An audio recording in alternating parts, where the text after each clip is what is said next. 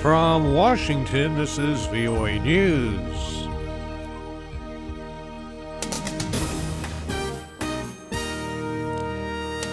No breakthrough in Syrian peace talks. The U.S. condemns Afghan order to free 37 prisoners. I'm Ray Kouguell reporting from Washington. Talks on the Syria conflict hit a deadlock in Geneva shortly after opening Monday, with both sides in disagreement over what they were to talk about. Members of both the Syrian government delegation and the opposition offered conflicting visions on how to end the almost three-year-old war.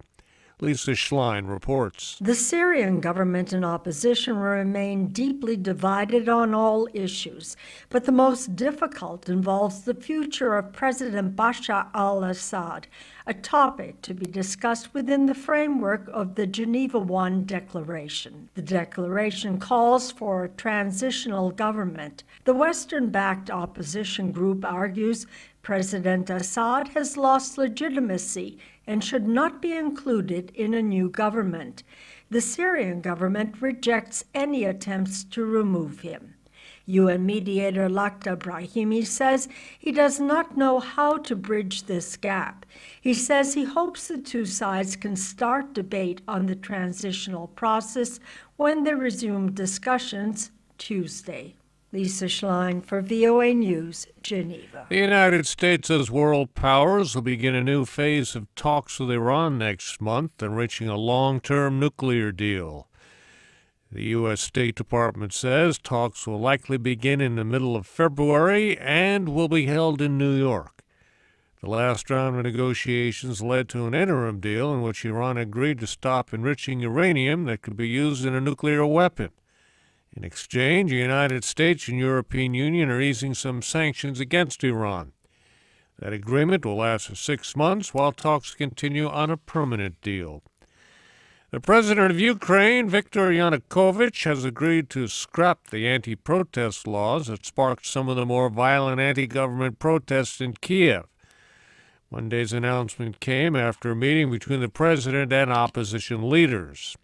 The justice minister says revised laws will be sent on to Parliament and will meet European standards. Mr. Yanukovych, however, rejected amnesty for detained protesters unless the demonstrators abandon all the buildings they've seized. UN humanitarian chief Valerie Amos is in South Sudan to get a first-hand look at the human cost of the country's conflict. She arrived in the capital, Juba, Monday, and met with displaced families at a site where UN peacekeepers are protecting more than 20,000 civilians. More than 500,000 South Sudanese have been driven from their homes since fighting erupted in mid-December.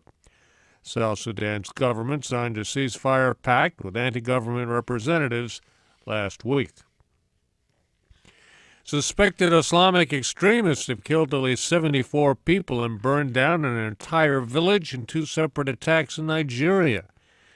Witnesses say the attacks happened Sunday in 2 northeastern states. Authorities blame Boko Haram, the extremist group that uses terrorism in its fight to turn northern Nigeria into a conservative Islamic state. The U.S. military in Afghanistan is condemning the Afghan government order to release 37 prisoners from Bagram prison. It calls their release a major step backward in developing the rule of law in Afghanistan.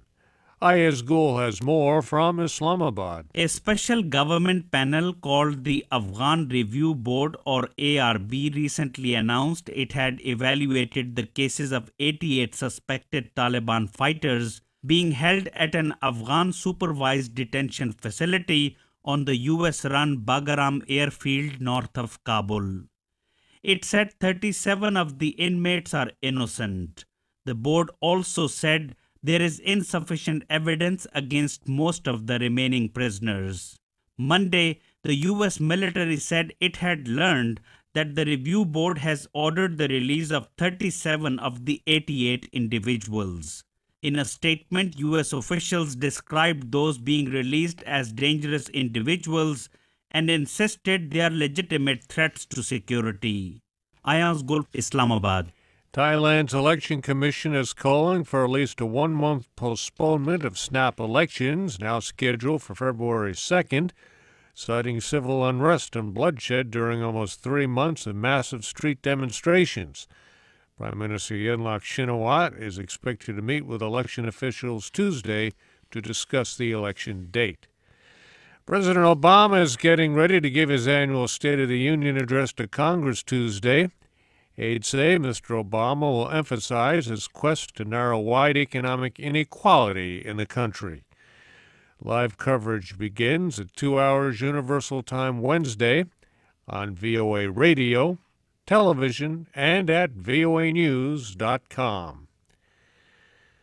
I'm Ray Kouguell, VOA News. These and other stories on our website at voanews.com.